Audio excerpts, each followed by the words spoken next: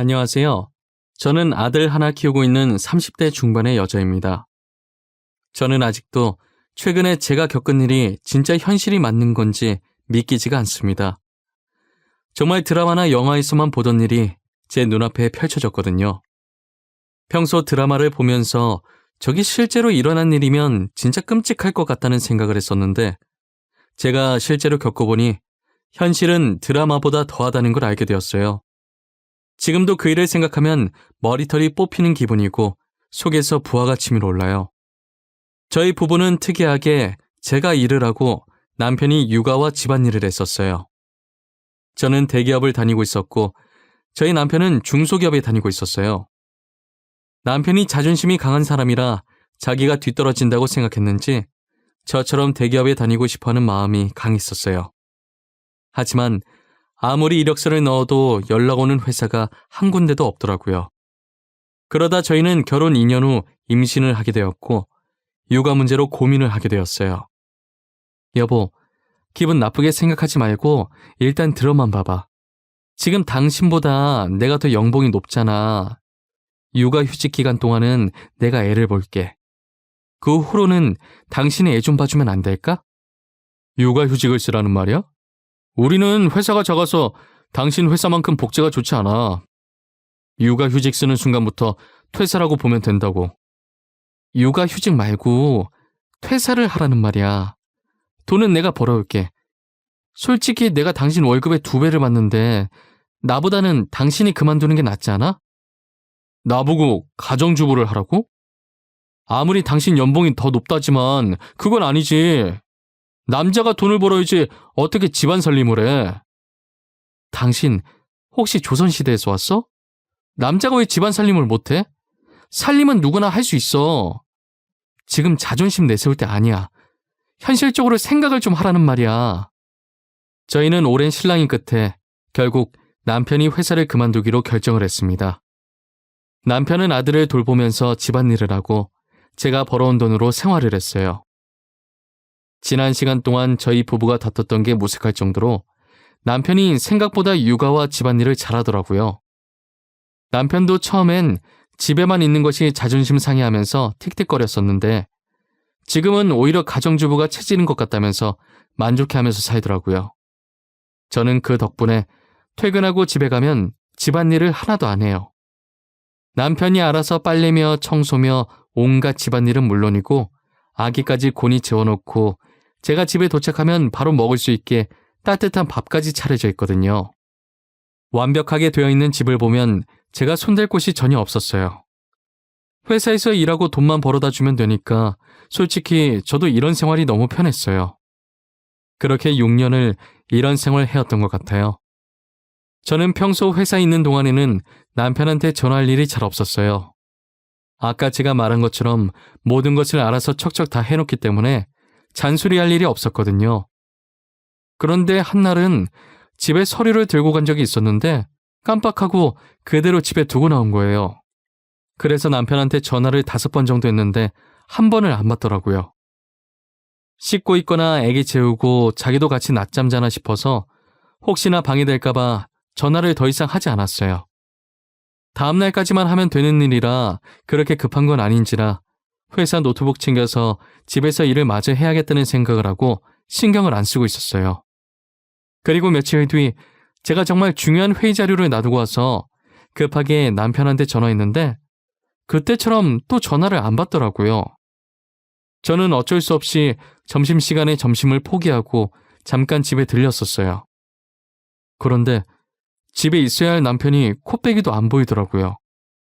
아이도 같이 사라졌길래 잠시 앞에 애 데리고 산책 나간 줄만 알았어요. 그래서 퇴근하고 제가 남편한테 어디 갔었냐고 물어보니 남편이 살짝 당황해 하더라고요. 당신 오늘 낮에 내 전화도 안 받고 어디 갔었어? 나 중요한 서류 두고 가서 잠시 집에 왔었는데 당신 안 보이더라? 애도 안 보이고.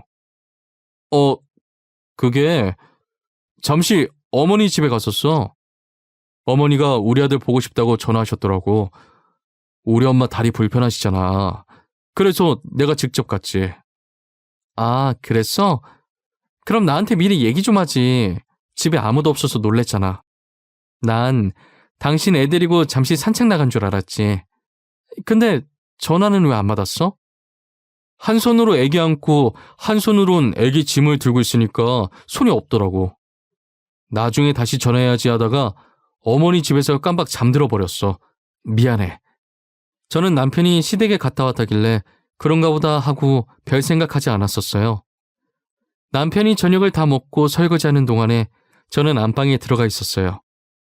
씻으려고 하다가 침대 위에 있는 남편 겉옷을 발견하게 되었죠. 침대 위에 걸쳐 있는 걸 보니 시댁 갔다 와서 급하게 집안일 하느라 정리를 못한 것 같아서 제가 정리하려고 옷을 집어들었어요. 그런데 제가 옷을 집어드는 것과 동시에 쪽지 하나가 툭 하고 제 발 앞에 떨어지더라고요. 아무래도 저희 남편 주머니에서 떨어진 모양이었어요. 처음엔 제가 그 쪽지를 볼 생각이 없었는데 떨어지면서 종이가 살짝 펼쳐져 있더라고요. 다시 주머니에 넣어주려고 집어들었는데 펼쳐진 종이 사이로 낯선 집 주소가 적혀있는 게 보였어요. 근데 여자 촉이라는 게 이게 상당히 무서운 거더라고요. 저는 순간적으로 왠지 모르게 이 집 주소에 굉장한 비밀이 숨겨져 있을 것 같은 느낌이 들었어요. 살짝 안방 문틈 사이로 아직 설거지 중인 남편의 뒷모습을 확인하고 몰래 제 휴대폰 카메라를 켜서 주소가 적힌 쪽지를 찍어놨습니다. 그리고는 아무렇지 않게 쪽지를 주머니에 다시 넣어놓고 옷을 옷걸이에 걸어놓았어요. 불길한 기분에 그날 하루 종일 잠이 오지 않았어요. 저는 남편 몰래 월차를 내고 출근하는 척 나와서 쪽지에 적혀있던 그 집 주소를 찾아가 봤어요. 그 주소는 저희 집과 꽤나 거리가 있었어요. 주소가 가까워질수록 이 길이 맞나 싶을 정도로 온통 초록색 풀밖에 없더라고요. 내비게이션이 안내하는 대로 가다 보니 허허 벌판에 조그만 주택이 하나 보였어요. 저는 도착한 뒤 차 안에서 내리지 않고 가만히 주택을 둘러보았어요. 첫 느낌은 뭐랄까, 시력 검사할 때 보는 집 사진 있잖아요. 딱 그거랑 비슷한 느낌이었어요. 도대체 여기가 어디길래 남편이 쪽지에 이 주소를 적어놨을까 싶었어요. 저는 남편이 이런 곳에서 살고 싶어서 그런 건지 나중에 어머님 공기 좋은 곳에서 살게 해주려고 미리 보고 있는 집인 건지 오만 가지 생각을 한참 하고 있었거든요. 그런데 문이 열리더니 그 집에서 여자 한 명이 나오더라고요. 집에서 나온 여자는 배가 불룩 튀어나온 게 만삭의 임산부 같았어요. 순간 제 머릿속에 설마라는 단어가 가득 차기 시작했어요. 그러다가 미쳤다면서 지금 무슨 생각하는 거냐며 제 머리를 몇 번이나 쳤죠. 저는 절대 그럴 일 없다고 아닐 거라면서 제 자신을 달래고 있었어요. 이곳에 더 있다가는 계속 이상한 생각만 들 것 같아서 저는 차를 돌려서 집으로 돌아왔어요. 남편은 일찍 온 저를 보면서 엄청 당황해했어요. 어디 나가려고 했었던 건지 겉옷을 입고 있더라고요. 당신 지금 회사에 있어야 할 시간 아니야? 왜 이렇게 일찍 왔어? 뭐 또 두고 갔어? 나한테 전화를 하지. 아니, 그냥 몸이 조금 안 좋은 것 같아서 조퇴했어. 그러는 당신은 어디 가려고 옷을 그렇게 챙겨 입었어? 나는 어머니 집에 가려고 그랬지. 요즘 점심 같이 먹고 있거든. 어머니 혼자 사시는데 외로우실 거 아니야. 집에 있는 나라도 놀아드려야지. 그래? 그럼 나도 같이 가자. 어머님 명절 이후로 못 봤는데 오늘 가서 안부 여쭤봐야지. 어머님 나 이뻐하시잖아. 오랜만에 어머님이 차려주시는 밥 먹고 싶네. 몸 안 좋아서 조퇴한 사람이 어딜 나가려고. 내가 혼자 다녀올게. 당신 일하느라 힘들었을 텐데 오늘 하루 종일 방해 안 할 테니 집에서 편하게 있으시면 됩니다. 아니야. 집안일이 더 힘들지. 당신은 집에 있어도 하루 종일 쉬지도 못하잖아. 그동안 고생했을 텐데 내가 시댁에 애 데리고 갈 테니까 간만에 당신이 집에서 쉬고 있어.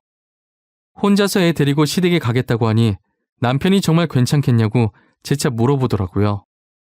저는 괜찮으니까 걱정하지 말고 집에서 쉬고 있으라고 하고 아들을 데리고 시댁으로 갔어요. 제가 아이를 데리고 시댁으로 가니까 시어머니께서 많이 놀란 눈치시더라고요. 아니, 오늘은 어떻게 며느리가 왔니? 너 회사는 어쩌고 온 거야? 지연이 애비랑 같이 온 거야? 오늘 조퇴해서 지연 아빠 간만에 쉬라고 하고 제가 대신 왔어요, 어머니. 아니, 지연 아빠가 가겠다고 했었는데 오랜만에 어머니 얼굴 보고 싶어서 제가 간다고 했어요. 괜찮죠? 그럼 당연히 괜찮지. 며느리가 시애미 보고 싶다는데 안 좋아할 사람이 어딨어. 그래, 춥겠다. 어여 들어와. 내가 점심 맛있게 해줄게.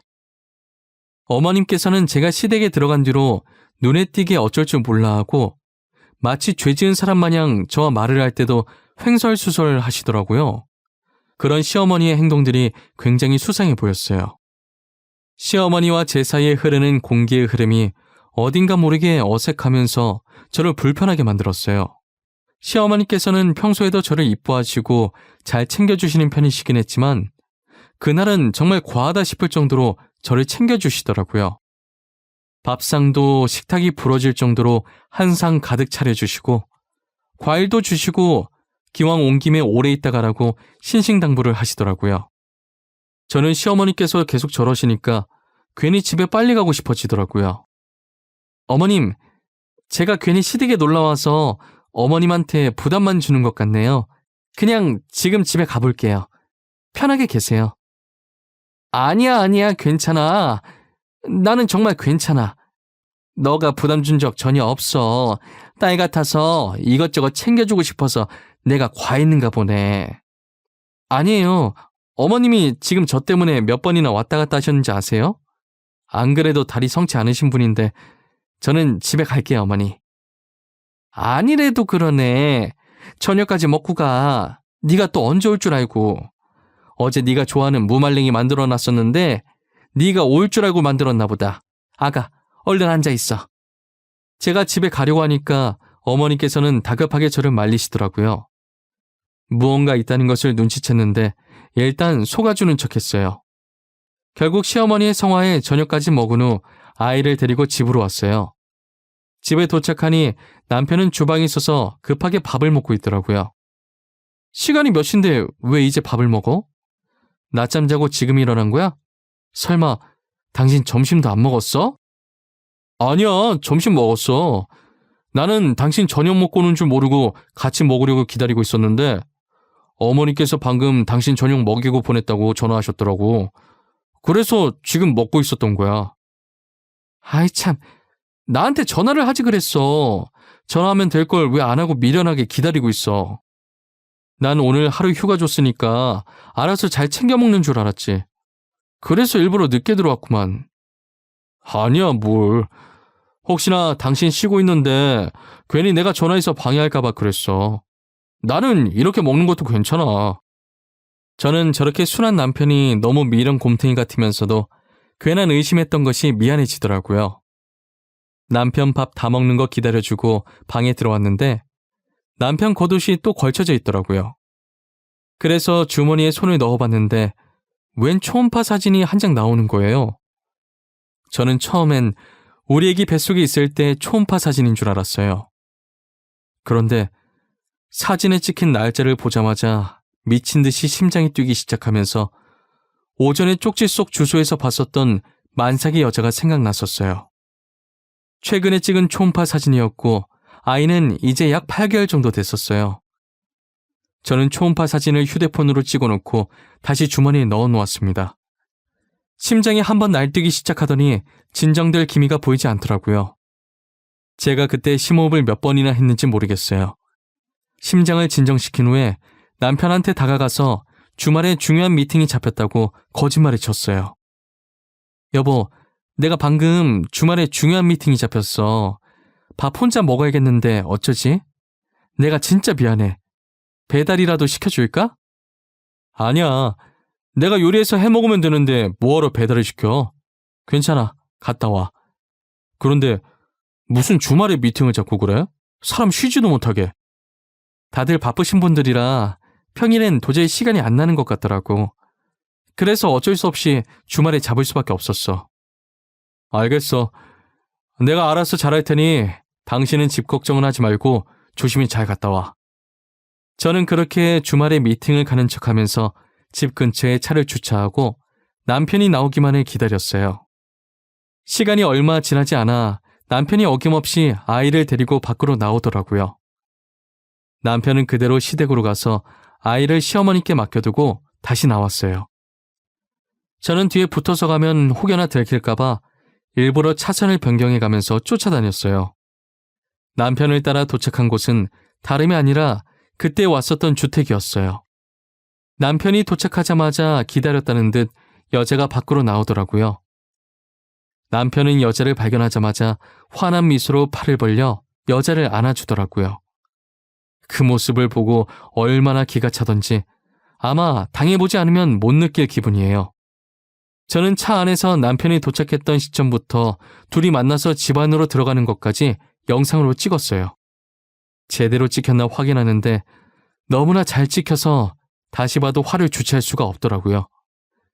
사람 시켜서 뒷조사해서 알아보니 남편은 2집 살림 중이었어요. 그렇게 자존심 강한 양반이 일을 그만두고 집안일하기 시작하면서 앞에선 좋은 척하고 뒤에선 다른 곳에 눈을 돌린 듯 하더라고요. 평소에도 애는 시어머니께서 다 보고 있었고 제가 퇴근하기 직전에 집에 돌아와 급하게 집안일을 하고 이제껏 자기가 육아를 다 한 것처럼 연기를 한 거예요. 그리고 제가 제일 참을 수 없었던 건 제게 받은 생활비를 상간녀한테 갖다 바쳤다는 거예요. 저는 너무 배신감이 들고 괘씸해서 남편에게 이혼 소송을 하고 상간녀 고소를 진행했어요. 남편은 소송장을 받고 미안하다며 이혼은 안 된다고 울면서 빌더라고요. 2집 살림 한 것도 모자라서 내 돈을 그 여자한테 다 갖다 바쳐? 이때까지 그 여자한테 바친 돈 다 토해내. 알겠어? 여보, 내가 잘못했어. 실수야, 실수. 사람이 살면서 실수 한번 할 수 있는 거잖아. 그리고 당신 돈 아니야. 진짜야. 당신이 준 돈은 우리 생활비로 쓴 거 맞아. 어디서 거짓말이야. 내가 증거도 없이 이러고 있는 줄 알아? 당신 통장에 찍힌 거래 내역 보니까 내가 돈 입금하자마자 그 여자한테 바로바로 보냈더만. 어디서 발뺌이야? 결국 저는 남편과의 길고 긴 소송 끝에 위자료와 그동안 상간녀한테 바쳤던 돈까지 전부 돌려받았어요. 알고 보니 그 집은 상간녀 살게 해주려고 이제껏 전 남편이 모아둔 돈과 퇴직금으로 산 집이더라고요. 하지만 그 집도 저한테 돈을 줘야 해서 팔아버렸지만요. 전 남편은 경력 단절이 돼서 취업이 어려웠는지 결국 막노동을 뛰기 시작하더라고요. 하지만 일을 하다가 사고를 당해서 평생 절뚝이로 살게 되었고 결국 막노동도 못하게 되었어요. 졸지에 태어난 아이는 심장병이 있어서 상태가 안 좋았어요. 당장 수술을 해야 하는데 수술할 돈이 없으니 저한테 사정을 하더라고요.